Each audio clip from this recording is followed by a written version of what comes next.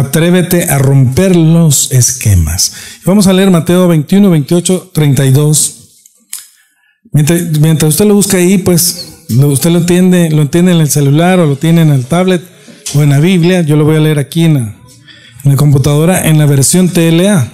Mateo 21 del 28 al 32. Y Padre Santo, te pedimos de que tú nos guíes, que nos ayudes en el nombre del Padre, del Hijo y del Espíritu Santo de Dios. Los dos hijos. Jesús también les dijo: ¿qué opinan ustedes de esto? ¿Qué voy a contarles? Un hombre tenía 2 hijos y le dijo al mayor de ellos: Hijo, ve a trabajar a la viña. Él respondió: no quiero ir. Pero después cambió de idea y fue a trabajar. Luego el hombre también le dijo a su hijo menor que fuera a trabajar. Y él le respondió: sí, señor, iré. Pero el muchacho en verdad no fue. ¿Cuál de los 2 hijos hizo lo que el padre quería? Los sacerdotes y los líderes contestaron: el hijo mayor hizo lo que el padre le pidió. Jesús le dijo: les aseguro que la gente de mala fama, como los cobradores de impuestos y las prostitutas, entrará al reino de Dios antes que ustedes. Porque Juan el Bautista vino y les enseñó a hacer lo bueno y a obedecer a Dios, pero ustedes no le hicieron caso. En cambio, los cobradores y las prostitutas sí le hicieron caso, y ustedes, aunque vieron eso, no cambiaron de idea, sino que siguieron sin creer en él. Padre Santo, en el nombre de Jesús, ayúdanos a entender tu palabra en el nombre de Cristo. Amén y amén. Muy bien, hermanos. Pues estamos viendo que tienes una vida por delante, tienes muchas cosas que hacer, pero Dios quiere que rompas esquemas en primer lugar para con Él. Estamos viendo que estas personas que estaban aquí, que eran, digamos, lo máximo en ese tiempo, en autoridad, no le hacían caso al Señor. Habían visto que Juan el Bautista les había predicado a las prostitutas, a los cobradores de impuestos, pero a los publicanos. Sin embargo, ellos no quisieron, aunque vieron que cambiaron, que cualquiera dice: bueno, esa persona era esto y ahora no es. No fueron persuadidos porque no querían cambiar en su corazón. Claro, tampoco podían, pero Dios que mira la intención, que no querían, tampoco Dios, si no se lo piden, ¿verdad? Estas personas, ese tipo de personas, Dios ahí se queda. Diferente que fuera un hijo de que le cree. Cuando hay fe, pues Dios pasa por encima de la multitud para ir a donde está el último que tiene fe. Eso es importante entender. Entonces, el propósito de esta prédica es que tú seas más como Jesús, porque Él les habla a estas personas que eran la autoridad, y Él no se quedó callado, se atrevió a romper el esquema y decirle las verdades en este caso. Y los esquemas los rompió para el beneficio de Dios. Amén. Luego, eso es lo que tú tienes que hacer. Después de romper el esquema para el beneficio de Dios, lo que tienes que hacer en primer lugar es para contigo mismo, luego para con los demás y luego para con lo ya establecido en el mundo. Es decir, si yo tengo un tope, algo que no me deja trascender, progresar, prosperar en Cristo y en la vida, tengo que obligarme a romper mi propio paradigma, mi propio esquema. Luego, si estoy rodeado de personas que piensan de una manera, así como estamos viendo aquí con los sacerdotes y los ancianos, y Jesús les rompe el esquema a ellos con lo que les dice. Y en tercero, para con lo que ya está establecido. Esta es tu tarea, si no te quieres quedar igual que siempre. ¿Ok? Entonces, ¿por qué se hace esto? Porque se supone que nosotros somos cristianos y que debemos de ser como Jesús. Y en este caso como el hijo mayor, no como el menor. O sea, en otras palabras, ¿quieres ser mayor delante de Dios? Haz lo que hizo el hijo mayor. ¿Quieres ser menor delante de Dios? Haz como hicieron los ancianos y fariseos, estos, ¿cómo se llaman? Los maestros de la ley. Entonces, hermanos, el mayor es el que le cree a Dios. Usted puede leer, eso es lo que dice, obedece y se arrepiente. El mayor es el que cambia de rumbo. Arrepentirse quiere decir cambiar de rumbo. El mayor es el que cambia ideas, el que bota las viejas ideas y establece las nuevas de Dios. Entonces, por lo tanto, va a la vanguardia con Dios y va a la vanguardia en el mundo. Por eso es que usted puede ver que algunos pastores, algunas personas que le servimos a Dios, no somos perfectos. Cometemos algunos errores, pero Dios siempre nos apoya porque estamos en este sentido con Él. Usted tiene una persona que está con usted y le apoya, le ayuda, y usted va a ayudarle siempre porque le está sirviendo. El menor fue llamado con menos importancia. Entonces, nuestro Señor Jesús está dirigiendo a los sumos sacerdotes y a los ancianos, a personas importantes que eran los senadores de ese tiempo, la máxima autoridad, la máxima referencia religiosa para todo el mundo. Pero ellos estaban encerrados en un esquema de cumplir religiosamente o ser observantes de la religión de ellos. Entonces, cumplidores, observantes, es que tiene que ser así, pero eran de normas humanas, no eran de la palabra de Dios. Por lo tanto, eran incongruentes, y aquí es donde quiero que me pongan más atención, en el decir y el hacer, que es lo que les criticó Jesús. Por eso les dijo hipócritas, dicen, pero no hacen. Entonces, no debemos de ser incongruentes como ellos, sino que debemos nosotros de ser más parecidos a Cristo y buscar que lo que nosotros decimos, eso es lo que hacemos. Ellos no lo eran porque no amaban la verdad. Si una persona ama la verdad, ante todo va a querer hacer y obedecer la verdad, va a querer seguir la verdad. Pero ellos amaban más su religión. Entonces, Dios no quiere que tú tengas ni para con Él ni para con la vida esta actitud. Así que el Señor les dirige esta advertencia que a ellos no les debió ser fácil de encajar. Que Jesús les dice, de cierto os digo que los publicanos y las rameras van delante de vosotros al reino de Dios. Póngase a pensar.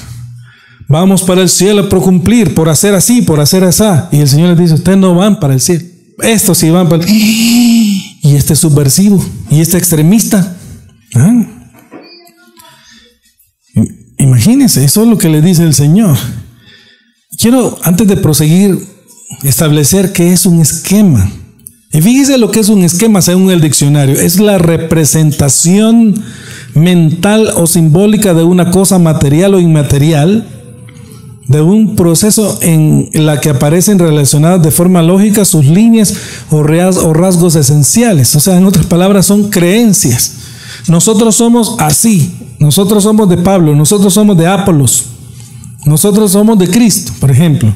Entonces, ellos tienen este esquema mental, porque estamos hablando de algo mental y simbólico, de una cosa, ya sea material o inmaterial.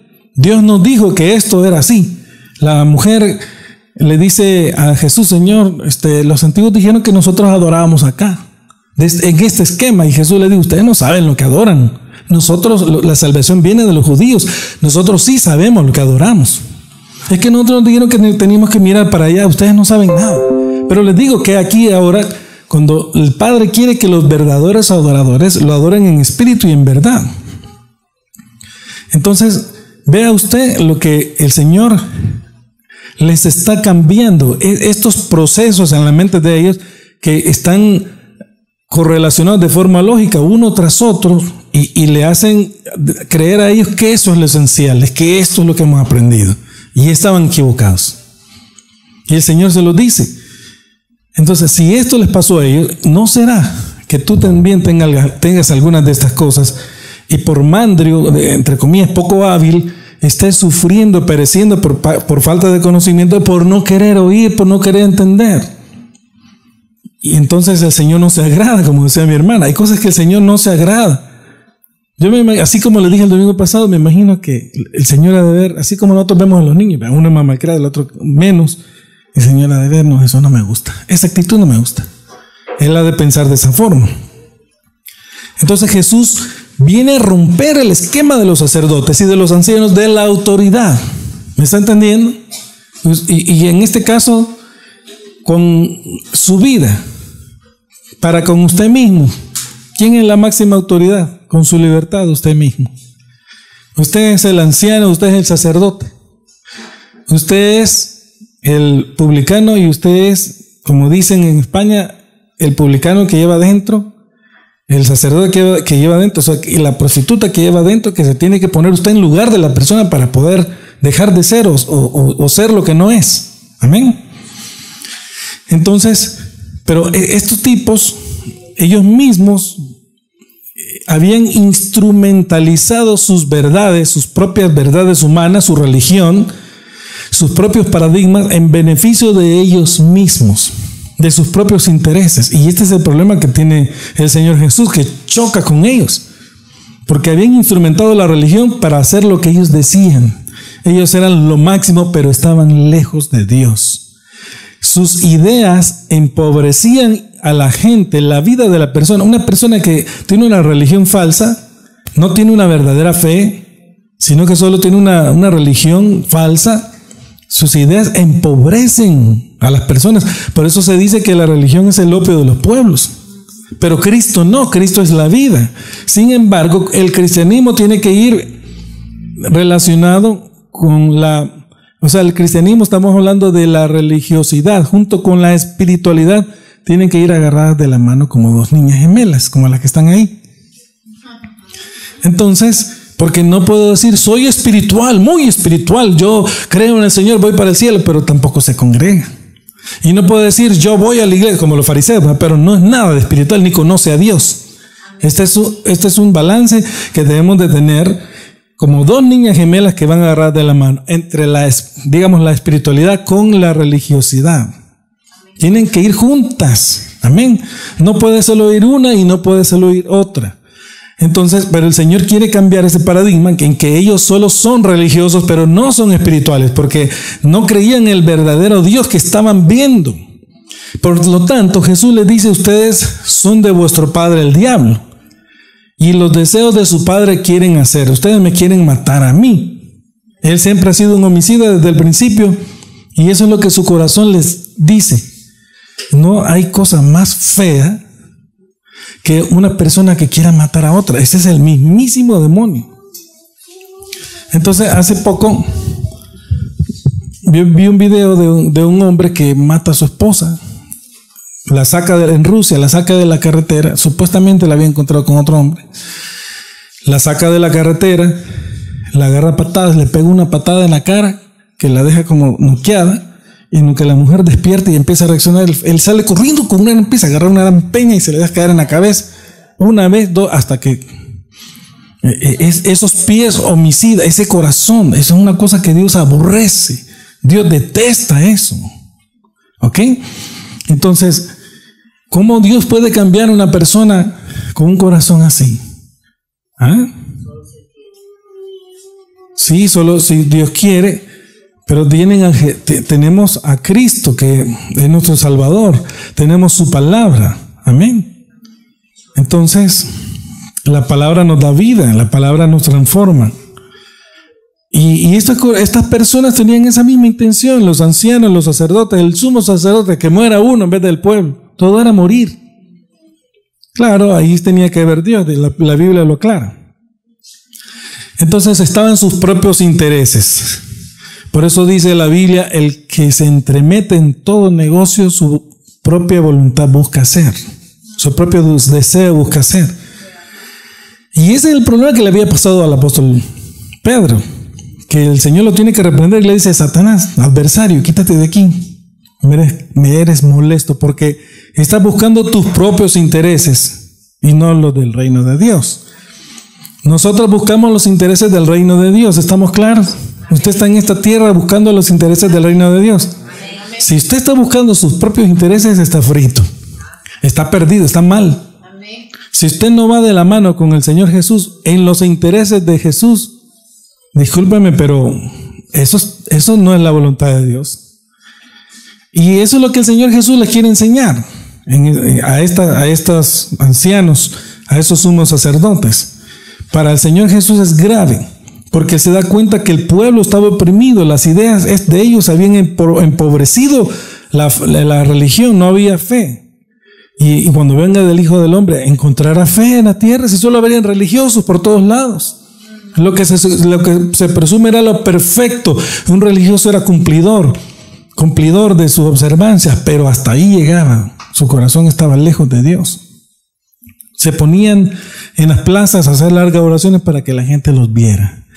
Si usted lee bien las parábolas del publicano y el fariseo oraba para sí mismo, no le oraba a Dios. Pero ellos creían que iban para el cielo. Por eso Jesús les dice, primero van los prostitutas, los cobradores de impuestos al cielo, primero antes que ustedes. Porque ellos creían que iban para el cielo de esa manera. Y les dicen, no, ustedes no, ellos son primero. Ustedes son el hermano menor, ellos son el hermano mayor, porque ellos le creyeron, porque vino Juan el Bautista, les predicó, ellos creyeron, transformaron sus vidas, cambiaron sus vidas, se atrevieron a ir más allá. Y ustedes no, ustedes están falseando la verdad para empobrecer a las personas. Yo quiero que entienda este principio a esta hora. De igual manera, así como ellos, si nosotros no cambiamos, nosotros estaríamos buscando nuestros propios intereses y empobreciéndonos espiritualmente, porque lo que no crece, decrece. Amén. Estaríamos falseando la verdad y el testimonio de vida. Y yo le voy a decir una cosa, a mí me cae mal, sinceramente. Cuando voy a un lugar y quiero predicarle a alguien y estoy buscando la reina de Dios y la otra persona que está ahí de meque, de matafé, está volándole para la palabra para que no me oiga, para evitar, ese tipo de personas a mí no me gustan. En una ocasión que me pasó eso, no sé, pero me enojé tanto que le dije, hoy quiebra su negocio, le dije. Él quebró todo. Yo lo siento. Pero después, y para que llegue a la iglesia del Señor, un día me habló, era una señora, y me dijo, hermano, esto y esto, de todo le pasó, pero ahora estoy en iglesia, me dijo. Y yo pensaba que había hecho algo bien malo. Y el Señor me dijo, pero mira, hoy está con Dios. Entonces, estamos viendo que nosotros moralmente nos molestamos. Pablo decía que sufría dolores de parto hasta que Cristo se establezca en los corazones. Entonces, nosotros tenemos como un sufrimiento. Somos responsables de hacer que las personas busquen de Dios. Y le voy a decir, cae mal cuando uno ve que la gente es haragana, cuando uno ve que la gente no quiere orar, cuando uno ve que la gente no quiere leer la Biblia. ¿Qué caso no se quieren salvar? ¿Ah? Que si usted quiere, mire, ¿de qué hablan los novios antes de casarse? Solo de la boda. ¿De qué habla un cristiano que está enamorado de Dios? Solo del cielo, solo de Cristo. ¿Y cómo será el cielo? El cielo es bonito, le cantamos al cielo, le cantamos a Jesús. Cuidadito con no estar enamorado del Señor. Entonces, ¿quién se atrevía a hablarle de este modo a los fariseos? ¿Ah?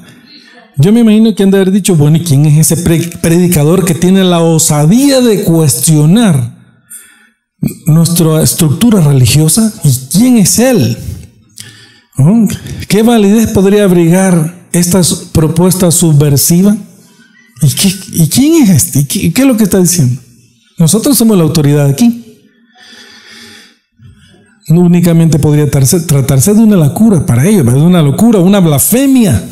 Blasfemo, le decían y lo golpeaban. A Pablo le dijeron que era blasfemo igual por cuando le contestó al sumo sacerdote, lo golpearon. Entonces Pablo, sí, ahí usted lee que ya se molesta. ¿Ah? Todo lo que Jesús decía contravenía no solo el sentido común, sino la propia religión de ellos. El status quo establecido dentro de esa religión. Póngase a pensar. Estás en tu casa, tienes un modo de vida de una manera y viene alguien y te dice, ¿sabes qué? Estás bien mal. Estás frito. Estás, como decía el profesor Girafales, qué mal, pero qué mal. ¿Ok? Qué mal, pero qué mal. Cuando estaba dando clases y no le oían. Entonces, ¿quién era esta persona que se atrevía a contradecir lo que ellos creían? Era Jesús, ¿verdad? Y en un sentido etimológico, la palabra, lo que Jesús hacía era provocar. Y en el sentido etimológico, la palabra provocar quiere decir llamar hacia adelante, desinstalar. Yo quiero decirte ahora que tú eres un provocador como Jesús y que tú eres un desinstalador como Jesús.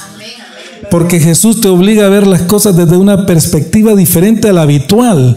Ellos están creyendo de una manera y vienes tú, oras, estás con el Señor y te habla, tú recibes la impresión, la impronta espiritual de Cristo, que te quita la impronta o la impresión del mundo. Entonces la espiritual gana y tú vas a enseñarle a los demás cómo ir hacia adelante.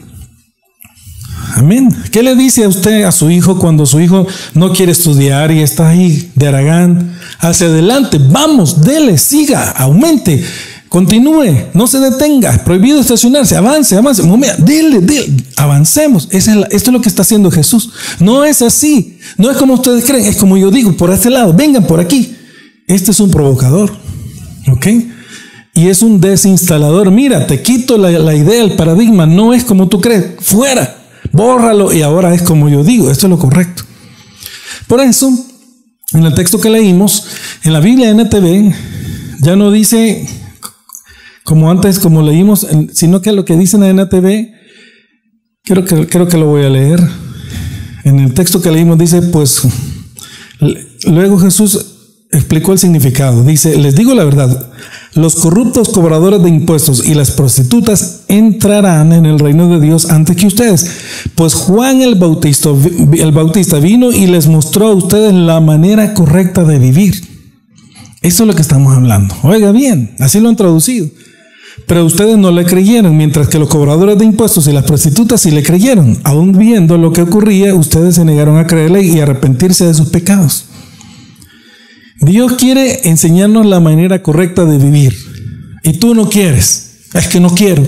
Es que yo soy así. Es que a mí así me enseñaron. Es que yo aquí en esta religión nací y en esta religión voy a morir. Y yo le voy a decir, dijo el pastor Wilkerson, de que los corazones más duros estaban en la casa de Dios, no estaban afuera. Porque se le está diciendo palabra y no entienden, no hacen caso.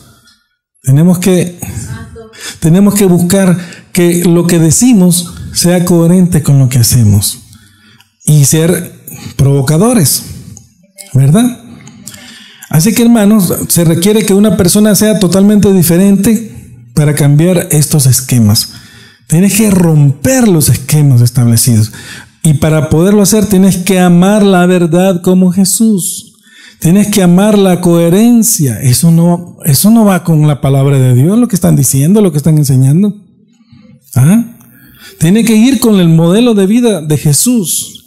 Tiene que ser una persona así como Jesús, que buscaba apasionadamente la verdad y la coherencia. No, me refiero desde el decir y el hacer. O sea, no estamos diciendo, voy a decir como ellos, pero no hacen. ¿Ok? Tiene que ser desde nuestras actitudes. Por eso es que el mensaje evangélico subraya amor, compasión, servicio, no juicio, integridad. Son acciones. La parábola denuncia la desinstalación, de manera que Jesús es un desinstalador de la hipocresía, de los falsos, de los paradigmas que destruyen al ser humano, del engaño. Y nosotros debemos de ser también como Jesús, no como los fariseos que tenían sus propias ideas, sepulcros blanqueados. ¿Qué más le dijo? Le dijo de todo, le dijo que iban para el infierno. Raza de víboras. ¿Quién les va a enseñar a huir de la ira venidera? Porque para ellos esas ideas los iban a salvar y esas ideas no los salvaron. Solo Cristo salva. Amén. Pero debemos de ver esto. Si nosotros no escuchamos lo que dijo acá mi hermana, la sabiduría, el conocimiento, la inteligencia, no vamos a aprender, no vamos a trascender y mi pueblo perece por falta de conocimiento. ¿Por qué la persona no quiere cambiar? Se ha comprobado que porque eso le da seguridad. Fíjense bien. Ahora, cuando ya va a cambiar la persona que se sienta insegura, tiene que dar el paso y cambiar, aunque se sienta insegura. Entonces Dios es nuestra seguridad. Amén. Entonces las personas quieren proteger su precaria seguridad. Puede estar precaria la persona, pero no, yo sí soy, es que esto me gusta. No funciona, no sirve. La experiencia viene a confirmar que con frecuencia los seres humanos valoramos la seguridad por encima de la verdad. Y hasta decimos, no, es que yo soy así. Pero mire, usted está equivocado. Es que yo soy así. A mí me dan ganas de decirle menso a una persona Una vez. Bruto.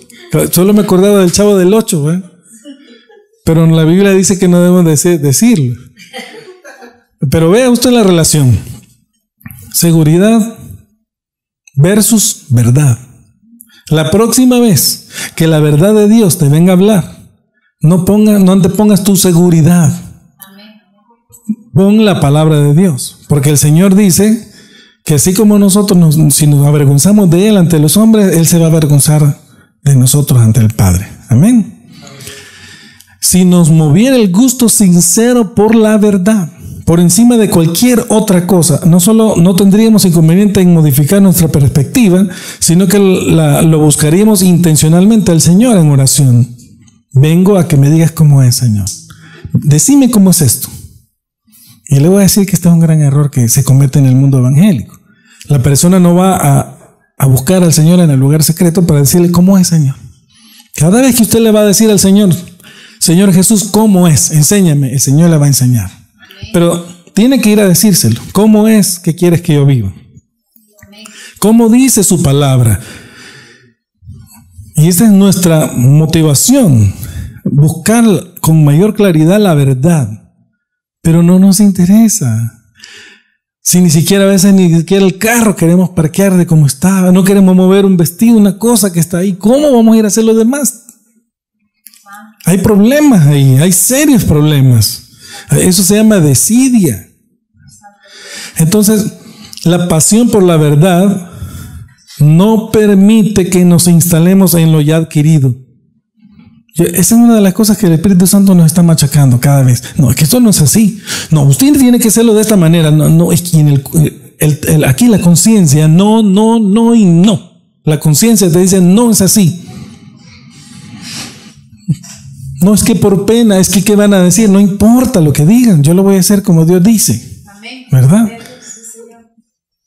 Entonces, hermanos, por el contrario, el buscar la verdad busca abrir la mente y ensancha el corazón. Por eso el Señor dijo, la verdad os hará libres. Busca la verdad y te va a abrir la mente y te ensancha el corazón y estás bien. ¿Ok? Pero cuando no es la búsqueda de la verdad lo que nos mueve, caeremos fácilmente en la hipocresía. Y la hipocresía es entendida como la fractura entre el hacer y el decir. Están divorciadas estas palabras. La persona solo dice, haz. Es que tiene que ser de esta manera. Es que haz de esta manera. Pero no lo hace, pues. Ahora en la mañana pasó una procesión por ahí. Y yo estaba oyendo que levantaban los cohetes, la pompa, Y yo solo voy a decir algo. Decía, al hacer esta procesión, decía el sacerdote, usted gana indulgencia plenaria. Y yo me puse a pensar, no es por obras, es por gracia, es por fe, no es por obras. No podemos nosotros estarnos engañando. No podemos. Alguien le tiene que decir, mire, eso que está establecido, dice la Biblia que no es así, que es de otra manera. Es por fe. Entonces, hay una incongruencia que se va adueñando va adueñando de la persona. Y usted se puede imaginar que viene Jesús, está aquí, digamos, para mí, y ve al fariseo ahí, y usted ve lo falso que es, y lo hipócrita que es, la culebra que tiene adentro, y no se lo va a decir cuando lo está viendo. Por eso le digo que en aquella película del ¿cómo se llamaba? El tren, el último tren a París, el Expreso de Oriente. Sí, Hercule Poirot, cuando le preguntan al detective del bigote, sí, que es legendario, y cómo descubre los grandes crímenes, señor, porque él, es que para mí es evidente la verdad, salta por sí sola, pero es un gran sufrimiento para mí darme cuenta que alguien solo me viene a ver por un negocio, por hipocresía. Lo puedo ver. Yo me imagino que el Señor Jesús lo mira, ay, ahí viene esa zorra, el tal Herodes, mano.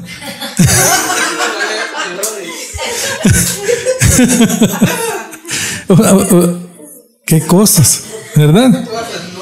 no buscan la verdad. Sobre toda cosa busca la inteligencia, busca el conocimiento, busca la sabiduría, busca la verdad.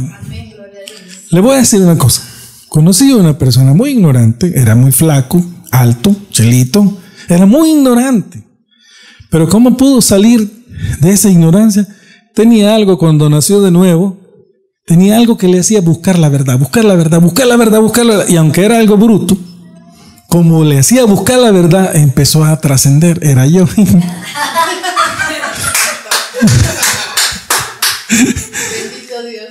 Cuando la búsqueda de la verdad nos mueve, entonces viene Dios, se entrona en tu corazón, en tu vida. Te vuelves un provocador. ¿Cree usted que no tuve problemas con un montón de gente? Ahí viene ese muchachito otra vez. Es que de nuevo, otra vez con sus ideas. ¿Y usted cree que yo me dejaba? Con esto de la verdad, solo me afligía y buscaba establecer la verdad, ¿verdad? Entonces, hermanos, nosotros debemos de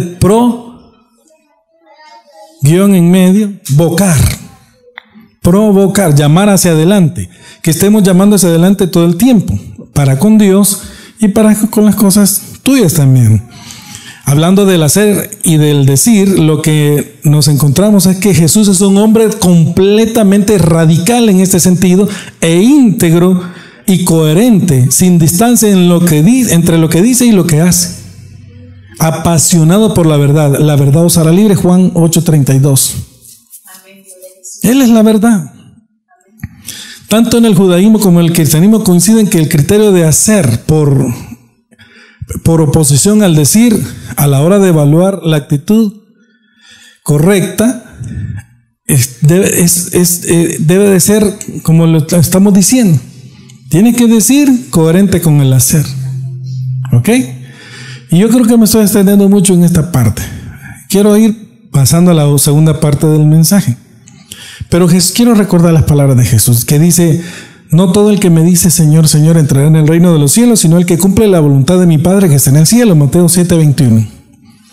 Señor, Señor, en tu nombre nosotros expulsamos demonios, en tu nombre sanamos enfermos. Yo nunca los conocí. Ustedes dicen, pero no hacen. Y aquel joven que se metió con ropa que no era la ropa de la boda, ¿y el que está haciendo aquí? Él no está invitado a la boda. Ya entré. Sáquenlo fuera de aquí. Él no tiene por qué estar aquí. Y fuera, ¿verdad? Así es. Entonces, hermanos, se trata tanto de un hacer en consonancia con la voluntad del Padre, que no es otra cosa que el bien de las personas, que no se pierda nadie. Juan 6:39. ¿Ok? Lo más importante en este mundo son las personas, y tenemos que salvarlas, tenemos que ir a salvarlas. Amén. Ahora, ¿quiénes eran los publicanos, los prostitutas? Para esa gente, para los fariseos, eran la lacra. No eran nada. Eran lo peor. Fíjate, en este sentido ellos pues, tenían un gran problema. Eran los pecadores, eran los herejes. Y el Señor Jesús se los viene a poner en alto. Y eso es lo que no les gustó a ellos. Amén. Los ancianos y los sacerdotes eran esclavos de su propia imagen de religiosos observantes. Es que yo soy bueno, tengo que comportarme. Estaban esclavizados a que ellos eran buenos. Y por esto fue la prueba de Dios con Job. Y se lo dice Dios. Así que como para quererte limpiar tú, que no tienes pecado, entonces me ensuciaste a mí, le dice Dios en Job. Creo que es Job 40 o 39. No, pero es que entonces Dios le demuestra a Job que se creía justo, que era un pecador. Amén. Es mejor que no nos creamos buenos. Así que, hermanos, quiero decirles que un hombre que fue todo un personaje, Moisés, que toda su vida sus padres tuvieron que romper los esquemas al esconderlo, ¿se dan cuenta? Porque lo iba a matar el rey. Él estuvo 40 años de príncipe y tuvo que romper los esquemas, mata a alguien y se va. Porque lo quería matar el rey, pero él no le digo que rompió los esquemas porque hizo bien en matar, sino porque dejó de tener esa vida y se va a ser pastor de ovejas. Y hay algo que quiero que vean. Yo le voy a hablar de 3 últimos puntos para terminar. Para que usted pueda romper los esquemas, tiene que ir más allá. Diga, voy a ir más allá de lo habitual. Le voy a leer Éxodo 3:1. Moisés era pastor del rebaño de Yetro, su suegro, sacerdote de Madián. Una vez llevó las ovejas más allá, diga, más allá del desierto, y llegó hasta Horeb, la montaña de Dios. Entonces, dicen que Moisés se tuvo que atravesar el desierto con las ovejas, pero lo que sí es que él se atrevió a ir más allá. ¿Y qué pasó cuando se atrevió a ir más allá? Encontró a Dios. Amén. Había un límite establecido hasta aquí, pero él lo rompe y lleva las ovejas más allá. Moisés dispuso su corazón a ir más allá y dijo, voy a ir a buscar a Dios. Si tú no tienes este pensamiento, está frito. Pobre de ti, si tú no te pones a buscar, a hacer más allá. Si tú eres una persona que ya se conformó como estás y con lo que Dios te ha dado, la vida te ha dado, estás en problemas. Tienes que ir más allá siempre. Amén. Muchas veces procedemos nosotros de cierta manera como tradicionalmente se ha hecho, pero hay una razón para ir más allá siempre y es mejorar, ¿verdad? La palabra de Dios jamás nos conduce a quedarnos estancados, sino que nos dice que la vida del justo es como la luz de la aurora, que va en aumento hasta que el día es perfecto. Vamos más allá, vamos en aumento. Vamos de gloria en gloria, de victoria en victoria. Amén. Amén. ¿Por qué solo podemos llegar hasta allí? O sea, ¿por qué solo hasta ahí? ¿Por qué no hasta allá? ¿Ok? La otra pregunta es, ¿y quién dijo por qué vas a llegar hasta ahí? ¿Quién te lo dijo? Nadie. Es cosa tuya. Tienes que ir hasta allá. ¿Y qué dice Dios en su palabra de ese límite humano? Pensemos. ¿Qué dice Dios? Dios dice que debemos de atrevernos a hacer cosas que nunca hemos visto para que podamos ver las cosas que nunca hemos visto. O sea, atrevámonos a hacer cosas que nunca hemos hecho para ver las cosas que nunca hemos visto. Amén. Y por eso tenemos esta atleta aquí que va más allá. Y le exigen un día más, 2 días más. Y ella tiene que ir más allá. Tiene que ir. Bueno, ahora que oyó esta prédica, si es que le han dejado ir más allá, ¿verdad? Que ni se discuta. Ella va a tener que hacerlo. Va a ir más allá porque eso es su trabajo. ¿Por qué no podemos ir un poquito más allá? Por falta de esfuerzo, por comodidad, por acostumbramiento. Y este esquema no solo nos estanca, sino que nos conduce a decrecer, pues todo lo que no crece, decrece. Entonces la palabra de Dios dice que debemos de atrevernos a hacer cosas que nunca hemos hecho para que veamos cosas que nunca hemos visto. Amén. Otro hombre, Naamán, valeroso en extremo. ¿Qué hizo este hombre? Segundo de Reyes 5 dice, Naamán, general del ejército de Siria, era un hombre que gozaba de gran prestigio delante de su señor, quien lo tenía en alta estima, pues por medio de él había dado Jehová salvación a Siria. Era un hombre valeroso en extremo, pero leproso.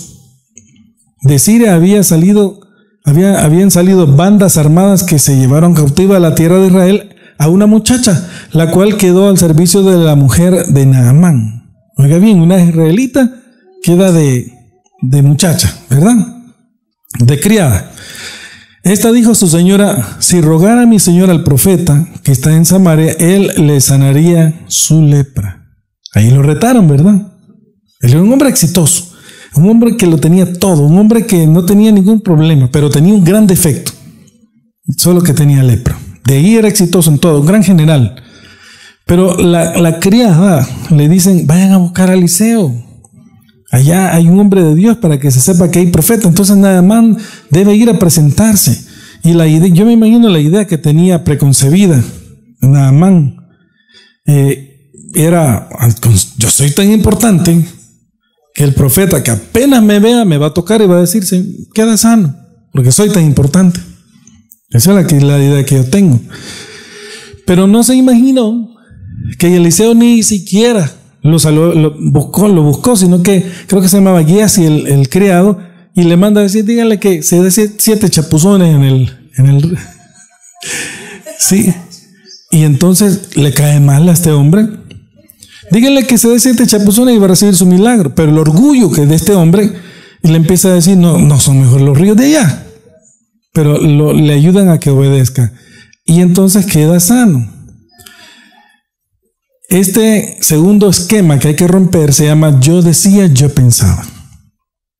Y mire, voy a leer el versículo 10. Entonces Eliseo le envió un mensajero a decirle, ve y lávate 7 veces en el Jordán, tu carne se restaurará y serás limpio. Naamán se fue enojado diciendo, yo pensaba, de seguro saldrá enseguida y puesto en pie, invocará el nombre de Jehová su Dios, alzará su mano, tocará la parte enferma y sanará la lepra.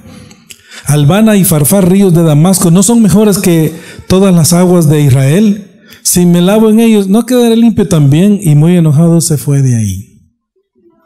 ¿Cómo se llama el esquema que hay que romper? Yo decía, yo pensaba, no es como tú piensas, es como Dios dice, es como el hombre de Dios dice. Diga, no es como yo digo, es como el hombre de Dios dice, es como la Biblia dice, es como Dios dice. Sé que no es como yo digo. Entonces este esquema nos impide ver los milagros de Dios. Cuando nos encasillamos en la forma de obrar de Dios, no es como yo digo, voy a ir y Dios me va a hacer volar un segundo y voy a caer en descanso y ya quedé. No, ni siente mucha gente cuando queda sana y no se dan cuenta. Entonces nosotros no tenemos que tener la forma de pensar de este hombre. Naamán se enojó cuando el profeta actuó como él no pensaba. Oiga bien, como él no pensaba. Número 1, he aquí yo decía. Número 2, y estando en pie invocará el nombre de Jehová su Dios. Número 3, y alzará su mano. Número 4, y tocará el lugar. Número 5, y sanará la lepra. Para romper su esquema mental, Naamán tuvo que ser humilde. ¿Te das cuenta? ¿Me está oyendo? Aquí le está hablando Dios. El que no es humilde pierde. Tiene que ser obediente a lo que Dios dijo. En este caso a través del profeta, y luego entonces recibió su milagro. ¿Ok? Gracias a Dios que había alguien que le dijo, mire, ya vinimos hasta aquí. Mire, no sea mandrio, maestro.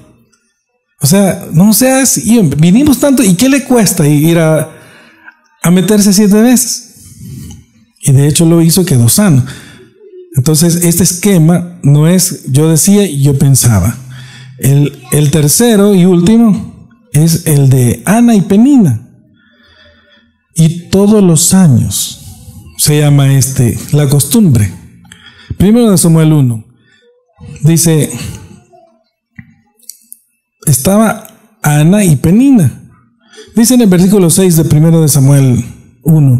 Y su rival la irritaba, enojándola y entristeciéndola porque Jehová no le había concedido tener hijos. Así hacía cada año cuando subía a la casa de Jehová. La irritaba así, por lo cual Ana lloraba y no comía. Cada año Ana iba a la casa de Jehová, lloraba, se irritaba y no comía. Y le pedía a Dios que le diera un hijo.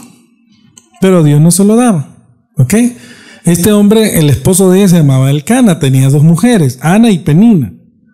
Penina tenía varios hijos y Ana ninguno. Elcana amaba más a Ana que a Penina. Penina la irritaba por su infertilidad y ella vivía amargada. Año tras año iban al templo y hacía lo mismo Ana. Lloraba, pero no comía, le pedía a Dios. Hasta que, bueno, ya vamos a ver qué pasó, pero lo que hacía es que se lamentaba, se hacía la víctima. Pobrecita yo, Señor, pobrecita, tú no me das, pobrecita. Eso no te funciona, así no es. Es que pobrecito yo. Es que no puede ser. De todos te acuerdas, menos de mí, ¿verdad? Y el tercer esquema que hay que romper es la costumbre de los años. O la costumbre. El versículo 8. Y Elcana, su marido, le decía, Ana, ¿por qué lloras? ¿Por qué no comes? ¿Por qué está afligido tu corazón? ¿No te soy yo mejor que 10 hijos? Después de comer y beber en Silo, Ana se levantó, y mientras el sacerdote ahí estaba sentado en una silla junto a un pilar del templo de Jehová, ella con amargura del alma oró a Jehová y lloró desconsoladamente. E hizo voto diciendo: Jehová de los ejércitos, si te dignas mirar la aflicción de tu sierva, te acuerdas de mí y no te olvidas de tu sierva, sino que das a tu sierva un hijo varón, yo lo dedicaré a Jehová todos los días de su vida y no pasará navaja sobre su cabeza. ¿Qué fue la diferencia? Ahí se lo concede Dios a Samuel. ¿Qué fue la diferencia? Ana se levantó, dice, versículo 9, después de comer. ¿Vio la diferencia? No comía y no bebía, ¿verdad? Solo lloraba y se secaba. Después de comer y beber en Silo, Ana se levantó, y mientras el sacerdote estaba ahí sentado, hizo al revés. Esta vez comió.